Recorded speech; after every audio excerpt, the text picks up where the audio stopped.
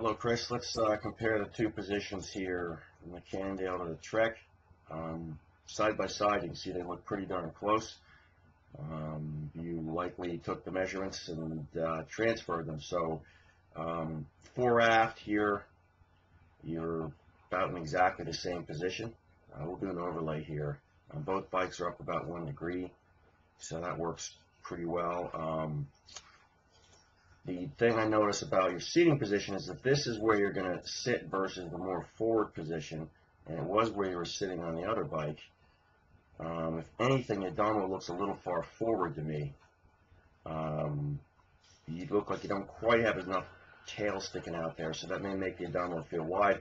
It may be fine, but assuming you're going to stay in this position, I'm thinking you may want to move that abdominal back 1.5 inches on the seat clamp, something along those lines, because it actually looks, when you're here, that may be a bit on the too far forward side, but the usual ideal position is kind of somewhere between there and there. So that's what we'd probably be shooting for on positioning the saddle. I think your body may be positioned pretty much in the right place. It certainly is akin to where it was on the Trek. I'm looking at it's interesting. One thing I noticed, I can't quite see all your foot here. So I can't quite see the foot angle. It looks like your foot's flatter than you're riding it on the Trek. Might be that you're just putting out more power, dropping your heel a little bit. But this is on the high side, but yet combined with your foot being fairly flat, it's probably just about right. So if it's similar to what you're used to riding on your road bike, then I definitely get these measurements to be on the high side compared to where I usually set them. Again, though, your foot's flatter, and so it may not mean that you need to lower the saddle, but if there was going to be any adjustment in that direction, that's the way I would do it. I would consider bringing it down up to 1 centimeter. But if we look at where you were here, and this is kind of ringing a bell, I know it was a while ago, but if you look at where you were here on the back of the leg measure, you were lower. And that pretty much looks like dead on, near the middle of the range. And yet you had the more upturned foot, which is more typical. I mean, we're normally looking at this in the mid-20s when we look at elite cyclists down near the bottom here. Now, everybody's got their own preference, but you do look to be like you like a bit of a flatter foot anyway.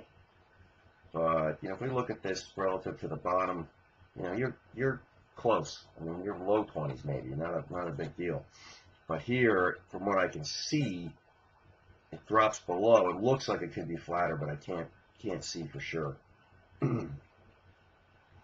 The reach, the way again, if you're going to sit here, as opposed to moving forward, you've actually got the reach set a little bit longer than on this bike.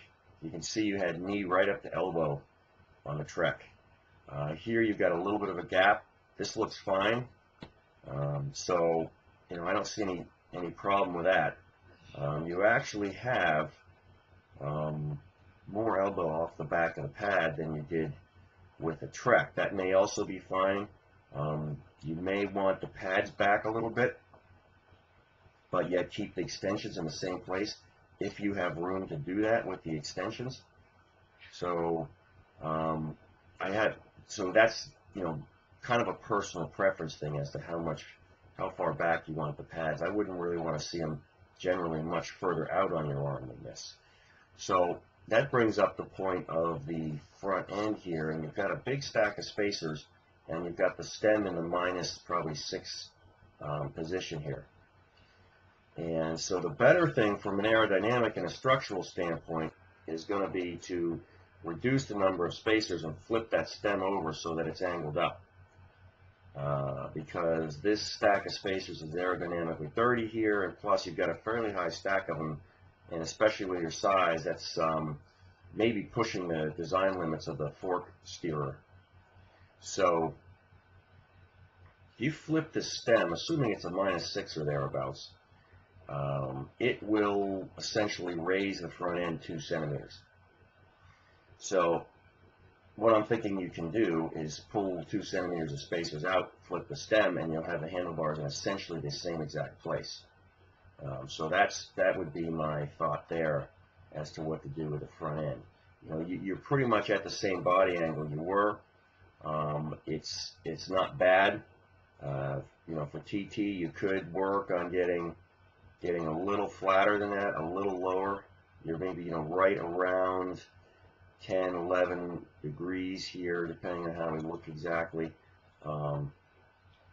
And, you know, if you could get that down, and we might have gone through this before, I have to go way back and scratch my memory there, but you know, get that down into the mid-singles, close to horizontal. It's just going to close off a little more. Now, you've certainly got some room to do that. You know, if you were going to do that, work on going lower, then you might not have to flip the stem and might be able to just start dropping spacers out of here. But I have a feeling, since this is very close to the angle you're at on the track, that maybe this is really, you know, as low as you're interested or as comfortable in going here. We can try to look at an overlay here to get even a closer look at the two positions. Okay, so I think we can see the main effect here, if we look at the overlay on the left, is this being a little more stretched out on the Cannondale. So you can see the gap between the knee and elbow that I pointed out, and just the fact that your arms are a little bit out further.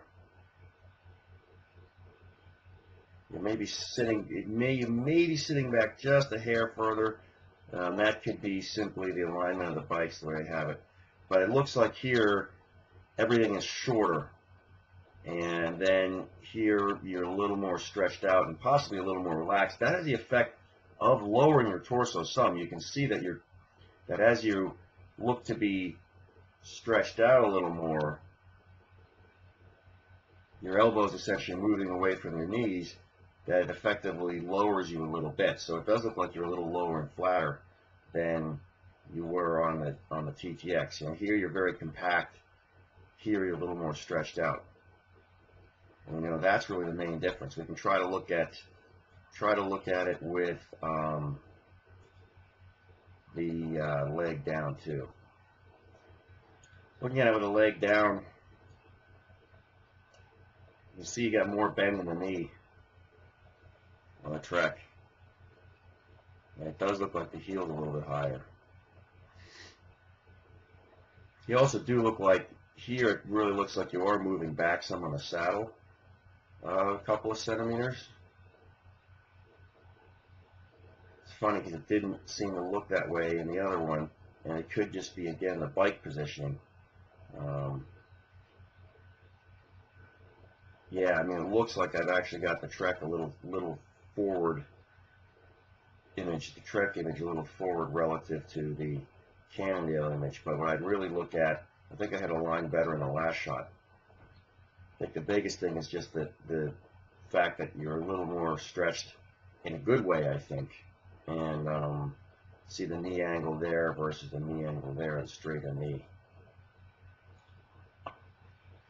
So I think this looks pretty good, other than maybe the saddle's a bit high on this, and then changing the front end configuration so you don't have to use this big stack of spacers, and then determining whether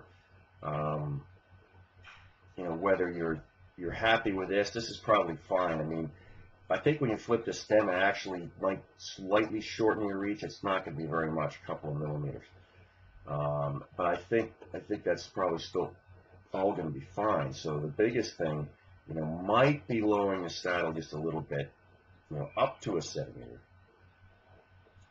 Positioning the saddle back a bit further if you're going to really, if your body is going to reside here, as far as fore-aft position. And once again, if I put that there, you know, I'm pretty much getting the same measure that I do on the Trek. You know, so it's, from that measure, it looks pretty darn close. As far as where you're sitting, so that's why I'm saying if you want to sit there close to there, you probably want the saddle back a little further. Again, personal preference. I do know some guys who like to sit all the way back on it, but typically you do want maybe another inch to 1.5 inches of saddle sticking out. Lower the saddle slightly, perhaps. Flip the stem over, remove a couple of spacers, keep you at the same height, but improve the front end structural rigidity and aerodynamics up there. And you know, I think that's pretty much it. So any questions or comments, let me know. But you look pretty close. So thanks, Chris.